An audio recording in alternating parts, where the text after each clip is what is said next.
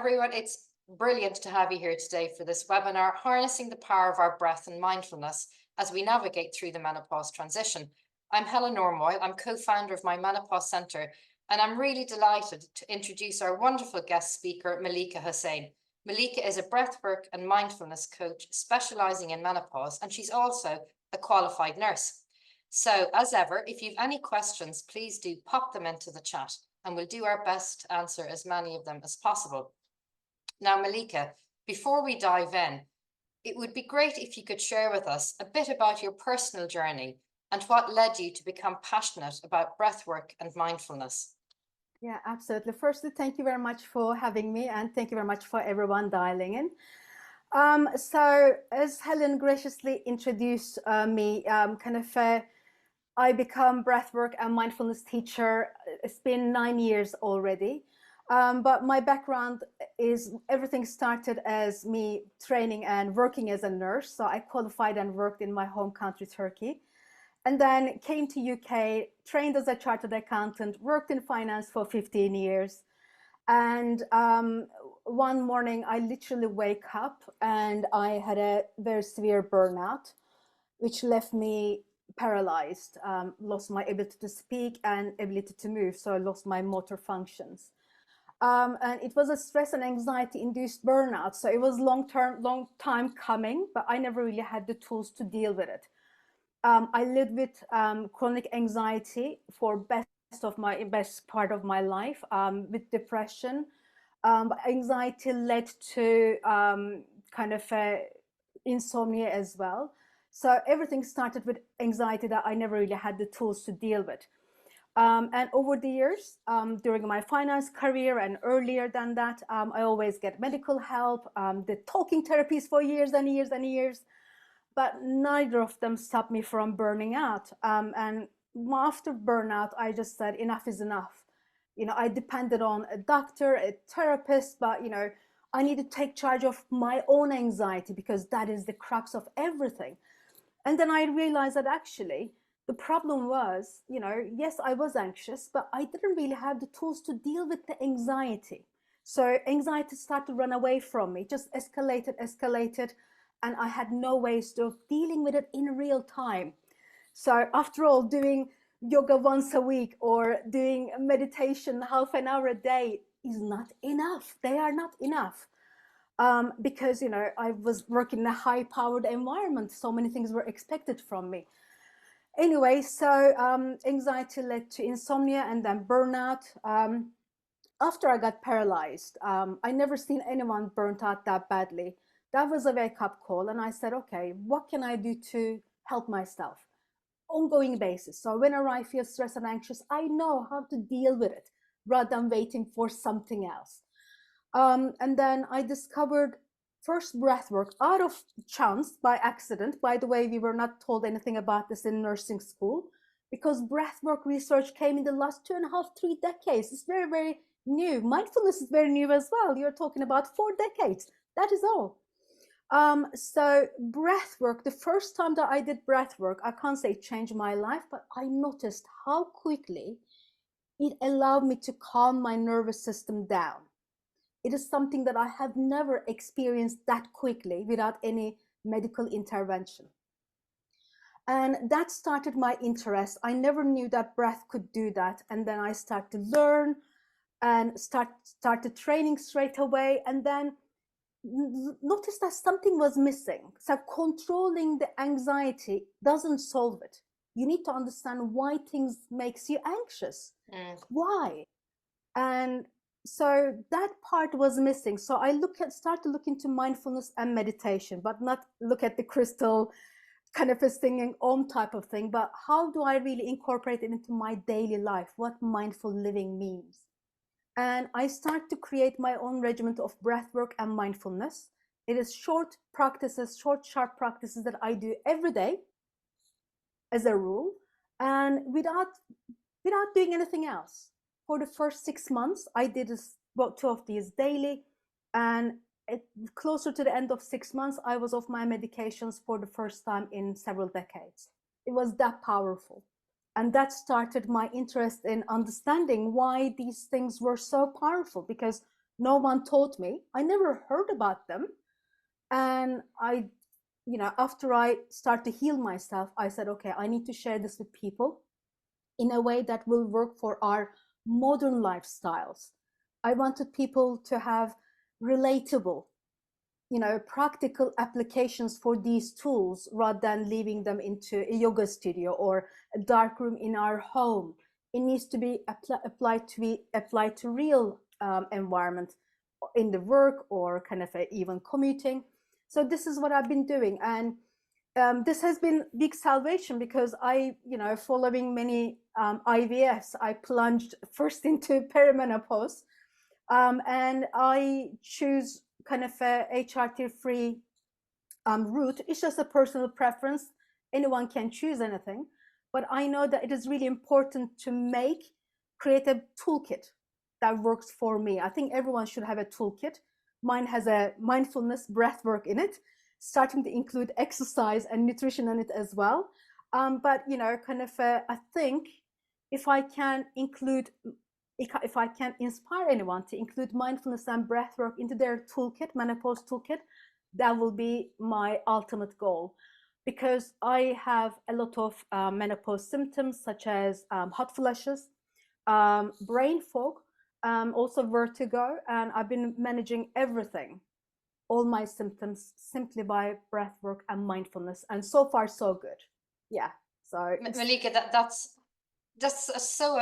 First of all, I'm so sorry that you had to go through all that, but how incredibly inspiring that you have turned it around and found the tools that really work for you, and you're now passionate about sharing what you've learned so that you can help other women. It really is inspiring, and it's amazing, isn't it, how personal experiences can lead us to paths of healing and growth in ways that you'd never probably deliberately set out on this journey, but when you're on the journey, you turn it into a positive, which is really humbling and inspiring, Malika. Thank you. Now you've obviously very helpfully touched on some of the menopause symptoms that impact our physical and mental well-being, and anxiety is one of the key ones that crops up during the menopause. And I know Dr. Claire, my brilliant co-founder of My Menopause Centre, often talks about, a creeping anxiety, and it creeps up on women bit by bit, and it can lead you to feeling stressed about driving in the motorway or parking or just doing simple things that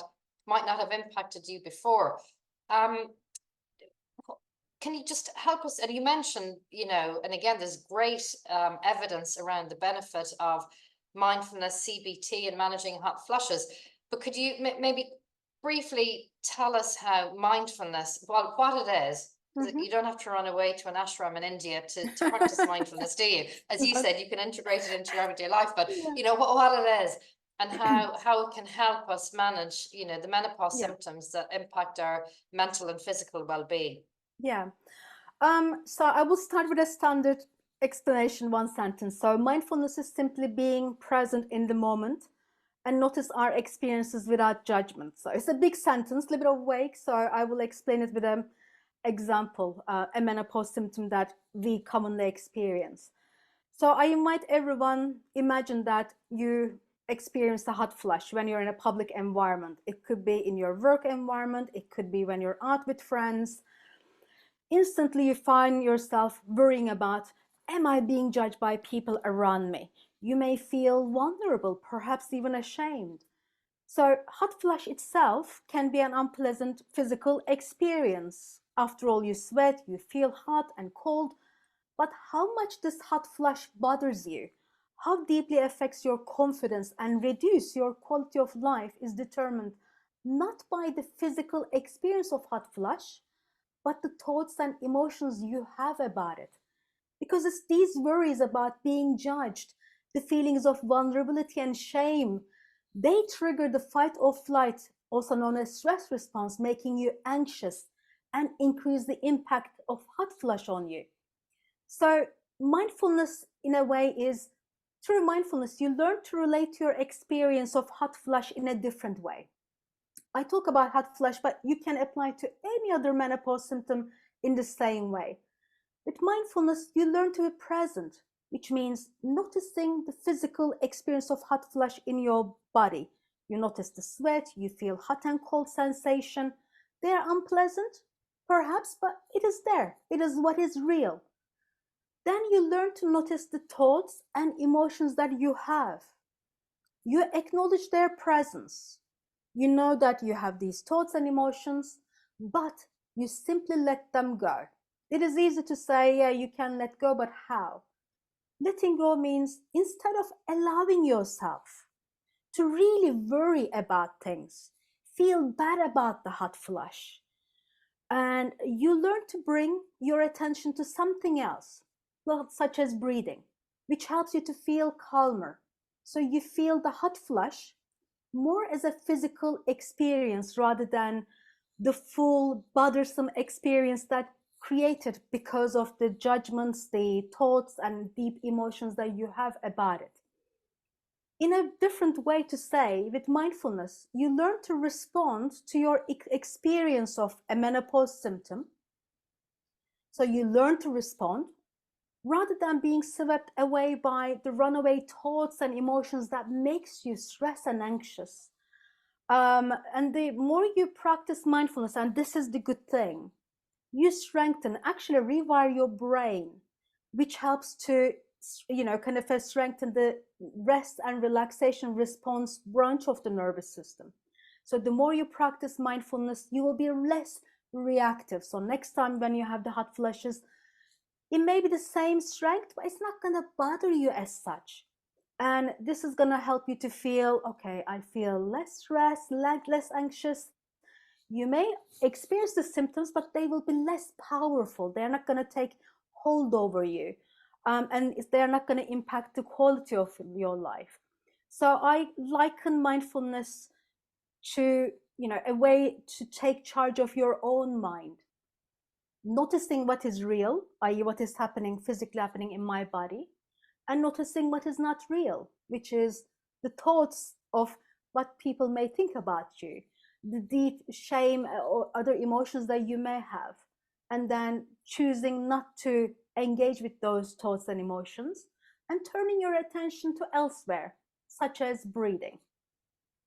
But it is a really wonderful tool. So does this make sense? Yeah, it does. And as I mentioned to you, I know from personal experience, I found it incredibly beneficial. And for me, the penny dropping moment was the insight that I'm not my thoughts. Yes. And I can observe my thoughts and let go of them. Yeah. And I know it sounds really obvious and overly simplistic, but that moment when you create the few seconds of distance between yourself and your thought, that gives you the space to take the anxiety levels down and to take the stress levels down. And and then you almost breathe it out. And that will take me to my next question, because it's such an insightful and very pragmatic way of describing mindfulness. I love the way you've demystified it. But I've heard you describe mindfulness and breathwork as two sides of the same coin. Yes. So let's talk about breathwork then, and let's start maybe with the basics. Yes. The basic fundamental question: how does our breathing impact our physiology and our mind-body balance? This is my favorite topic. So kind of a breath is basically the most fundamental element of our health and well-being. You said it. We only live kind of for 5 to 6 minutes if we can't breathe well. But it is not just that. Breath is so fundamental to us, yet it is also the least known. Because it happens automatically, we don't pay attention to it. So let's just kind of, let me just talk about, deliver the basics of breathing. So basically, each of us has a breathing pattern, which is as unique as our fingerprint. So becoming aware. Sorry, Malika, I never knew that. Yeah, I never knew that everyone's breathing pattern was unique. Apologies for interrupting, but that's so interesting. Yeah, it is different. There are always nuances. So I spend years training. I spend years with hundreds and God knows how many clients. There are always nuances, but unfortunately, it is very difficult for a kind of a person to think, okay, I know my breath. You can pick up a few tips, but the complexities can only be discovered by someone with much training. So, and this, because it's so unique, breath work is not one size fits all. This is why breath work must be very, very personalized, customized. But before I jump to breath work, so I just want to say a couple of things about breathing. So becoming aware of and paying attention to the way that we breathe is super important for 3 reasons. So they're not very much talked about it, but I just really want to emphasize all 3 reasons here. First, how you breathe reflects your inner state. What does it mean? Perhaps you notice that you breathe slower when you're feeling calm. You breathe faster when you feel anxious. You may even hold your breath when you feel fearful. So the way that you breathe gives you the earliest signs of stress. It gives you the earliest understanding of the state of your nervous system. And this is really important, picking up the earliest signs so that you can self-regulate, take charge of your control, take charge of your nervous system. And breathing is the easiest way to pick up, understand, am I feeling stressed? Am I feeling anxious? And you have time to control it, take charge of it. And this brings us to the second point. How you breathe allows you to control and change your internal and physical state. So it's been shown that through breathwork techniques, which simply means consciously controlling the breathing pattern, meaning changing steps, rate, pace, length, you can directly affect your nervous system. Now that is very, very important. No other body function, you cannot control any other function apart from the breath. And breath is the only breath work is the only tool that you have this power over your nervous system. Even mindfulness doesn't have this fast effect on the nervous system that breath work gives. So why, managing the nervous system is so important? Because if you can control your nervous system, you can change your physical, emotional, and mental state. Now, this is so important and crucial about breath work. For example, when you feel anxious and worried, by slowing down your breath and breathing down through the diaphragm, you can downregulate, in other words, reduce the fight or flight response of the nervous system. Start to restore a calm and relaxation. And this is especially important for menopause, as shown that stress and anxiety actually can cause more frequent and bothersome symptoms. It's not just about restoring calm and relaxation. You can use your breath to improve your physical performance. There are breathwork techniques that you can use to almost like turn brain and physical fog into more energy. There are breathwork techniques that can help you to sleep better. So breathwork is a kind of a number of techniques that can deliver different outcomes simply by regulating, controlling your breath in different ways. So third point that I would like to make is how you breathe impacts whether your body and mind function optimally. Because each system in your body are designed to work together in a specific way. And your respiratory system and breathing is no different. It also has an optimal pattern. So breathing changes depending on what you're doing, whether speaking, weightlifting, swimming, etc. But when I talk about the optimal breathing pattern, I mean breathing at rest. And this is what I call breathing well. It is always the first step that I teach all my clients. So breathing well has several qualities. I just want to say this because when I say people, do you know what breathing well means? They say, oh, breathing deep. Actually, it is not correct. So let me just kind of specify it. Breathing well means you breathe through the nose. There's a rhythmic flow with a natural pause between exhale and inhale. Breathing is at a speed which supports the optimum level of blood gases, which is for most people between 10 to 14 breaths per minute. Breath is deep, where inhalations are powered through the diaphragm, with other breathing muscles such as chest plays only a small role. And finally, exhales are effortless. In other words, we don't force out the exhale, we don't try to slow it down. So why it is important? Studies have shown that if we breathe well, it benefits us in a way that most of us even don't recognize, such as reducing blood pressure, supporting better sleep. It supports the healthy function of the digestive tract so that you can get the nutrition from the food that you eat. It starts to improve the oxygenation of the cells, and which allows you to exercise and perform better. So these are really key importance for our menopause.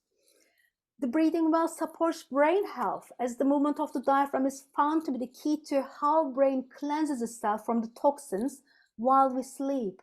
And breathing well even helps our cognitive health, because breathing is shown to impact the memory and thinking abilities of our brain.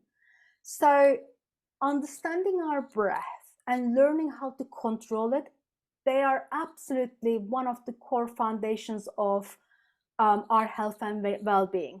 Just like exercise, just like nutrition, and just like sleep. And in fact, if you're not really breathing well, and anecdotal evidence from what I see in the last 8 to 10 years is 9 out of 10 of us do not breathe well.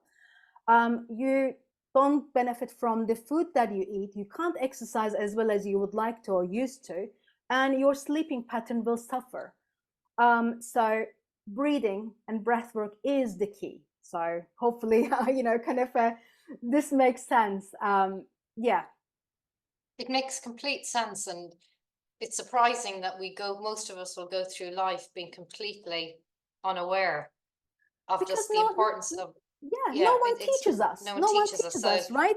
so I've been taught to ride a bicycle, but until I experienced burnout and discovered breathwork myself, I didn't really know that I was a habitual dysfunctional breather.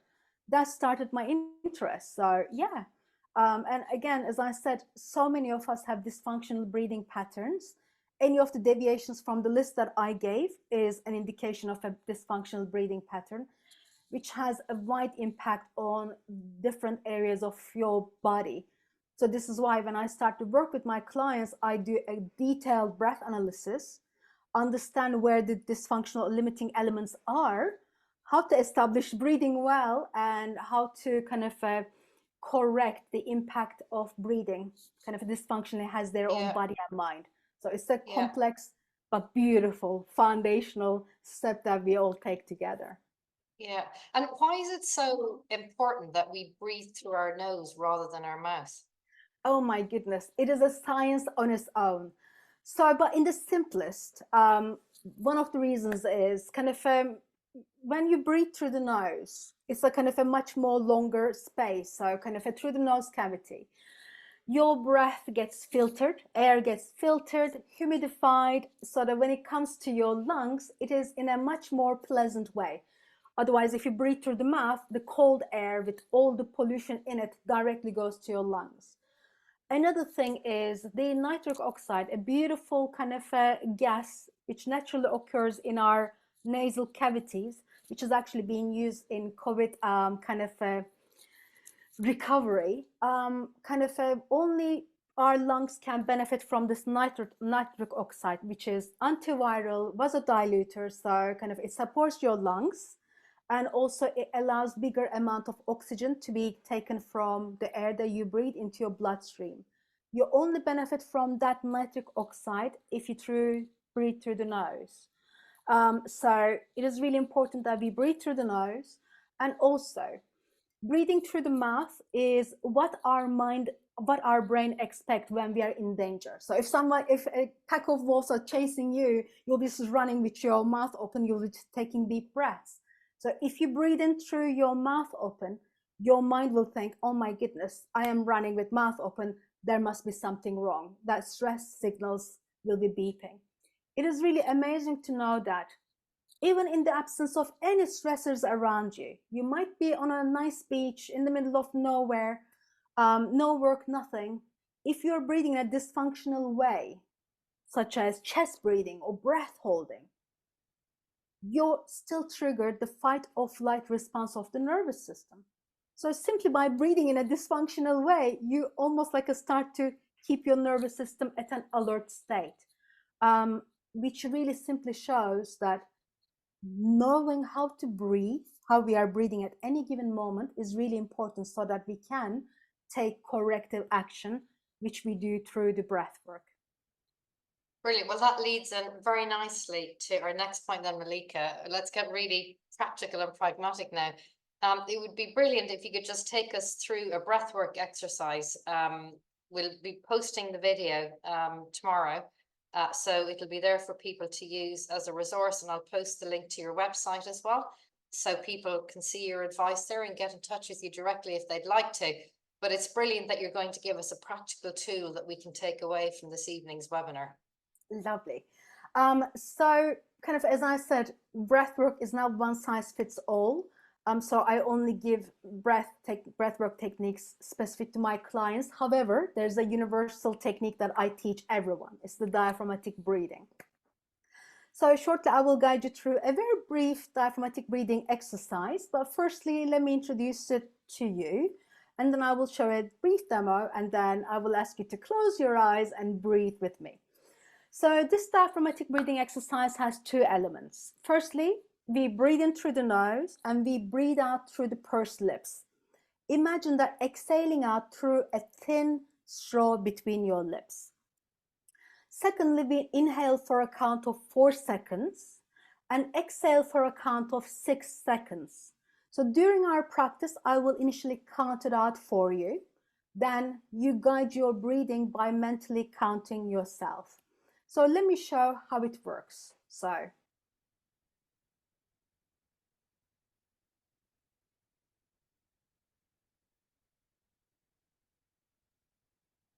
that's all. In through the nose, out through the pursed lips, but make sure that your lips are really thin and you can feel the pressure in the mouth as you're exhaling out. So would you like to join us, Helen? Would you like to kind of practice all together? Okay, come on then. So let's start by finding a comfortable position. It's going to be very short. You can kind of just find a seated position, or if you prefer, you can lie down too. So I encourage you to really just kind of settle, allow your body start to relax. And when you're ready, close your eyes or drop your gaze. It is important for you not to focus on anything specific. So we are going to take a few moments moving our attention from outside, from the day behind into here, now, and into our body. Just quickly scan your body from the tip of your toes, your legs, your torso.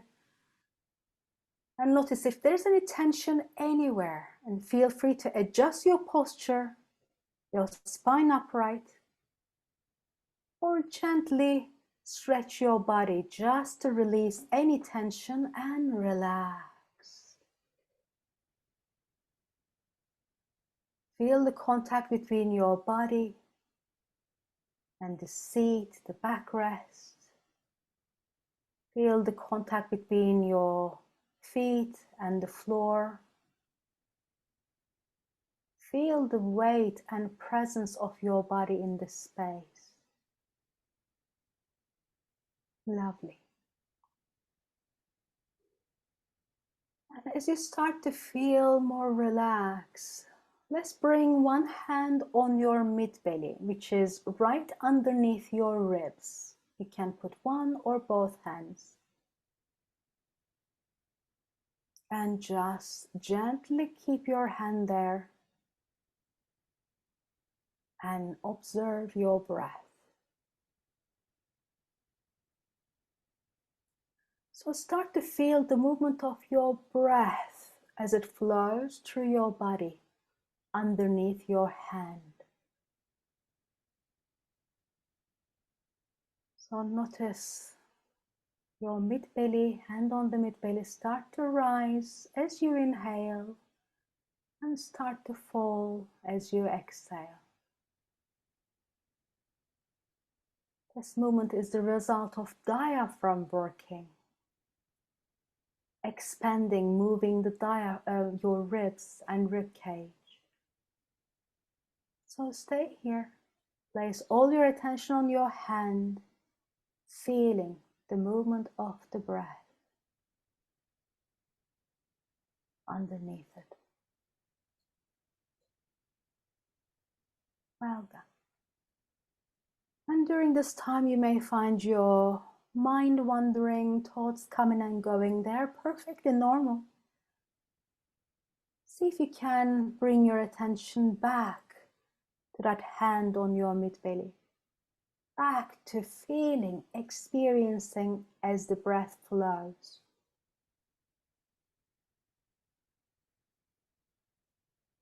Now let's start to slow the breath down.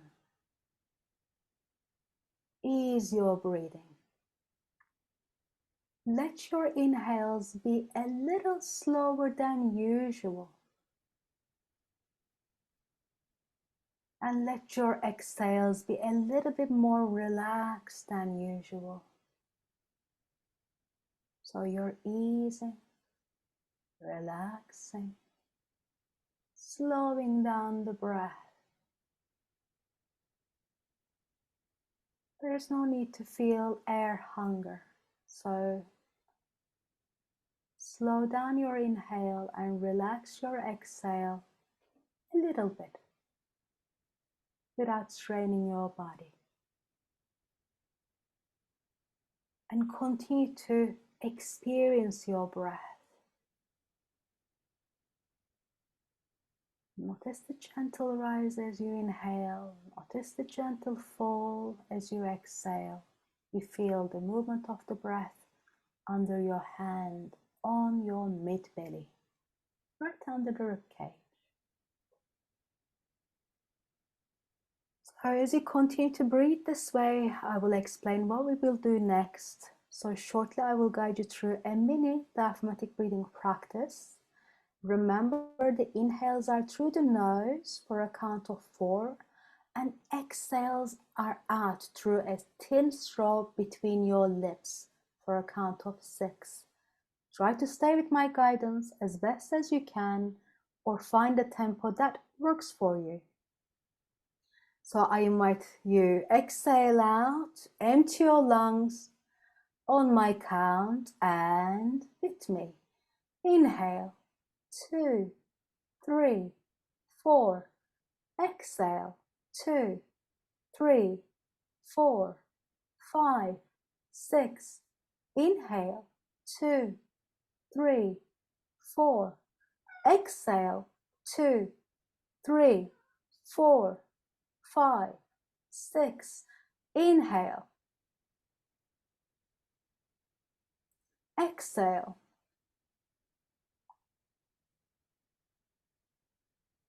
Inhale. Exhale. And continue at your own pace, inhaling through the nose for a count of 4, and exhale through the pursed lips, that thin straw between your lips, for a count of 6. Inhale through the nose, breathing nicely, and exhale, and feel, you can feel the mid-belly almost contracting as you exhale. There's no need to hold on to the breath. Allow your lungs to gently fill as much as they need with the inhale, and allow your exhale flowing out. And keeping your attention on your hand on the mid-belly. Remain connected to the movement there.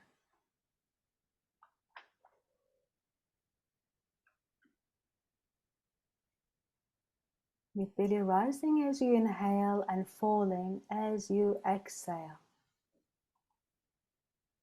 Well done. Continue.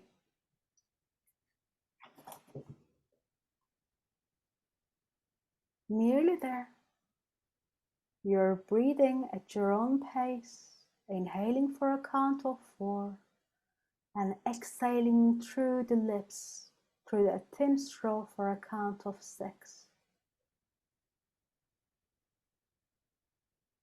Go at a pace that you feel comfortable and remain connected. Feel, experience your breathing. Notice each inhale. Notice each exhale.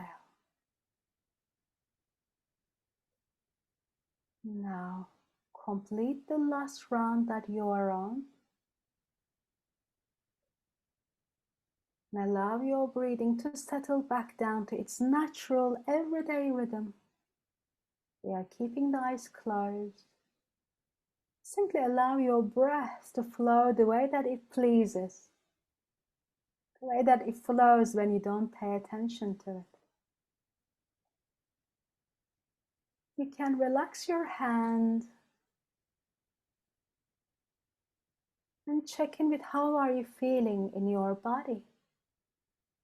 Perhaps a little bit relaxed, lighter.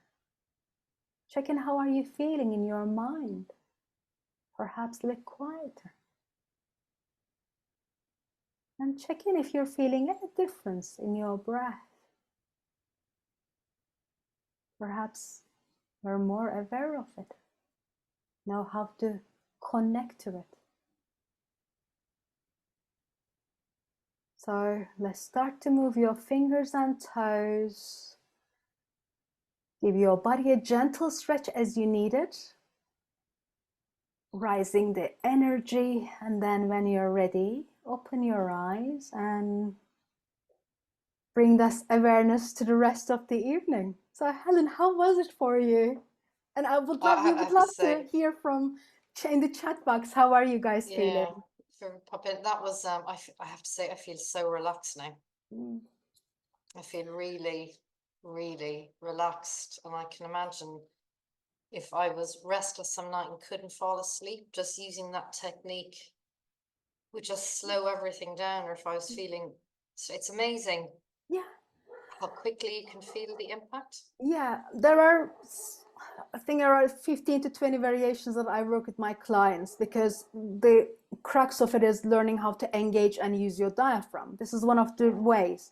So by the way, the reason that we are pursing our lips is one, it is shown that pursing the lips keeps the airways bigger, larger, more open, which means you get more oxygen out of the air that you breathe, but also it triggers the rest and a relaxation mode of the nervous system. So it has two impacts. And when I start to work with my clients, all I do is I teach this and many other exercises, and I give them daily homework of 3 minutes, twice a day. That is it. Probably the one piece of homework everyone will look forward to doing. Exactly. And then the idea is start with 3 to 5 minutes and build up, rather than trying to carve out half an hour. Make it part of your day. So that is the only way to create turn breathwork and mindfulness into daily habits. And this is where we would like to be.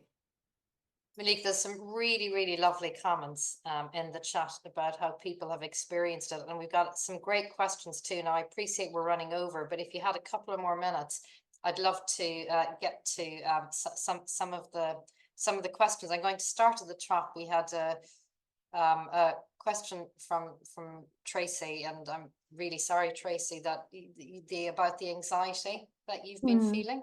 So Tracy's outlined how her thoughts, her very intrusive thoughts, are impacting on her relationship and on her marriage, and there's no logic. So if you've any advice for Tracy in terms of, she asked this question in the context of your explanation around mindfulness, Malika. Yeah. Thank you, Tracy, for sharing. Thank you very much, Tracy. By the way, this is very common. It's something that I see in a lot of my clients. The basic exercise about hot flushes that we do works. However, on specific areas like this, there are other mindfulness and meditation techniques that I use, such as loving kindness, such as turning to difficulties, learning how to respond to thoughts when the thoughts are positive or negative. So it's much more detailed, but this is part and parcel of, for example, when I work with my clients in the context of menopause, I take them through a bespoke 16-week program, which allows me to take charge of address each of these concerns, depending on which areas my clients wants to work with me. So in terms of responding to Tracy, you can use the basic information that I gave you there. I kind of noticing, kind of just checking, what are these worries? Are there any basis to it? What is the way that I can turn away kind of from these thoughts and emotions? Can I focus to my breath? Can I focus to parts of my body just until I start to feel calm and relaxed? But in order to get to the bottom of the overall issue, there are more techniques and more exercises that I use, which requires a period of work together. So I know it's not exactly what you wanted to hear, but I think it could be a nice introduction. Tracy, does this make sense? Does this help? If you want to pop any comments into the chat or any feedback, Tracy, but otherwise you check out Malika's website. But Malika's point about that kind of mindfulness or that meditation and loving kindness and focusing on the heart, that really helps, kind of changes your vibration, doesn't it? And your does. state. You know, kind of they are different ways of relating to ourselves and people around us. So they're not just kind of oh, let's hug each other and everything will be happy and merry. It is really, how do we approach our relations? What do we mean by responding rather than reacting? And how we can take the learnings in that meditation and that mindfulness practice into our daily lives. So it's learning how we can apply these practices into specific aspects of our lives. So, and it is amazingly effective. So, I hope I will be able to work with some of you, and then you will see how it works. Because the way that I work with my clients is I incorporate entirety of mindfulness, entirety of breath work, and some aspect of cognitive therapy. And then all of them come together, which is all about managing the nervous system, understanding our body, and controlling our body and mind through breathwork and mindfulness. And these are great tools for life and great tools to share with our loved ones, whether that's partners, kids, you know, they are tools. They really are tools for life. One last very, very quick question. Yeah. It's a great question. And maybe others have felt it as well. And I'm trying to see who it was from, but it was around feeling lightheaded. Lots of comments about feeling really relaxed, but somebody mentioned they felt very, Tracy as well, thank you, felt a little bit lightheaded. Is that normal as well? It is normal. You are safe. Don't worry about it. You are breathing a little different than usual. So for many people, they breathe kind of quite fast but shallow. So what we are trying to do is, you took, instead of 10 or 14 breaths at a time, you were just taking 6 breaths per minute. So you were breathing less, but you were taking a little bit more breath in. So it's different than how you used to breathe, and hence you can feel a little lightheaded. If the lightheadedness is really, really intense, just check in if you're really over breathing. In none of the exercises that I teach, you need to take big, big, big, deep breaths. It is all about taking the enough breath that your lungs will feel. Trust me, your lungs will tell you. And you just need to exhale as much as your lungs feel comfortable. So little lightheaded is normal. If it's too much, too intense, just check in that you're not over breathing. Brilliant. Actually, I ask one quick sneaky question. Did you see it? It's a brilliant question as well. Pushing my diaphragm out? No, that was a really good one, but it's the I asked about why is it so important we breathe into our nose. This is a great question from Karen saying, what's the reason for breathing out through our mouth as opposed to our nose? To be honest, ideally you breathe out through the nose. The reason that we are breathing out through the mouth, but we didn't really breathe out like we breathe with a pursed lips, and pursed lips has 2 effects, as I said, you know, kind of keeping the airwaves open for longer, more oxygen intake, and also that vibration. Did you feel the vibration in your mouth? That, and as well as the pressure in your mouth, is shown to stimulate the rest and digest branch of the nervous system, which makes you feel calmer and more relaxed. Trust me, your nervous system is not just your brain, it is everywhere. So this exercise that we have done is a great has a great impact on vagal vagus nerve, which kind of triggers your rest and digest mode. Amazing. So we just didn't really breathe out of the mouth. We breathe out through the mouth with a purpose, because we wanted to calm the nervous system down. Does this make sense? I mean, yeah, no, it's, look, I, you know, the more I learn on this menopause journey over the past few years, the more in awe I am of the wonder of the human body. Yeah. And just how it all works and how finely tuned it is and how finely balanced it is. Yeah. And I've seen the comment there as well from Annie. Thank you very much about pushing out her diaphragm. Can I talk about this? Because, you know, I even have yoga teachers as my clients. And so kind of yes. The reason that, let me just kind of explain a few things. So most of the time when people talk about diaphragmatic breathing, what do they say? They say, put your hand on your belly button. Notice if your belly is moving up or moving down. Actually, it's a little bit of fallacy, because you can only feel the movement of your diaphragm if your hand is right underneath here, underneath your rib cage, because diaphragm is right up here.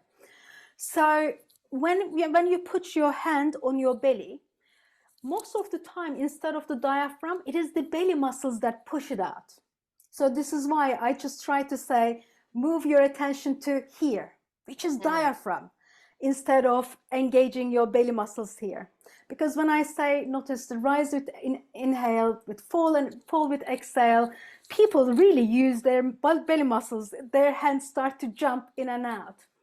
So if you notice that you're pushing the belly out, make sure that you really get closer to diaphragm. The other way that you can just kind of stop pushing the belly and forcing the diaphragm is put your hands on both sides of the rib cage, lower rib cage. So this is where exactly you can feel the diaphragm. So without needing to be distracted by belly muscles or any other muscles moving your belly, just check in if this area moves in all directions as you breathe in and breathe out, because your diaphragm is right underneath your rib cage. And yes, many yoga teachers are shallow chest breathers, because I think modern yoga is much more about athleticism rather than body and mind kind of practices. But yeah, it is really important to spend time, I think, outside the context of yoga, so that you can really feel your breath. Otherwise, because when you're doing a pose, if your body is aching for you to just move in different ways, or telling you to slow down or don't move in that direction, you're not listening to your breath. You can't focus on your breath. You're focusing on your body. So the foundation of breath work is awareness of your breath, truly noticing it. And it is marvelous once you start to know how to become aware of it. What you can learn from it is amazing, limitless. Amazing. I feel like we've just started on this journey, Malika, but I think it's time to draw it there. We've run well over, but you can see most everybody has stayed on, and some fantastic feedback. Yeah. Thank you so much, Malika, for sharing your wisdom, your expertise with us today. It's been an absolute pleasure to have you here. I'm sure you'll be back by popular demand as well at some point again in the future. You know, kind of my specialty is menopause. So, you know, feel free to send your messages to My Menopause Centre and say, we want to have breath work, further deeper mindfulness and breath work sessions for XYZ, whatever it might be. So give your feedback, and hopefully we can just do something else much more directed to certain areas that bother so many of us in menopause. Totally, we'll be well up for that. So please do, as Malika said, please do get in touch with us. hello@mymenopausecentre.com or on our social media channels. But Malika, you've been so generous with your time. I really, really appreciate it. We've all learned so much from you this evening. And so for all the people on the video this evening, on the webinar this evening, who will watch this video, you're helping to improve the quality of their lives. Thank you so much from me, a big sincere thank you. And to our brilliant audience as well, some fantastic questions, great feedback. Really appreciate it. I wish we had more time. We'll do it again, Malika. We'll do it again. Look at all the love flowing around. Thank you so much. Good night, everyone. Have a good night. Thank you very much. Take care. Good night. Thank you. Bye-bye. Bye-bye.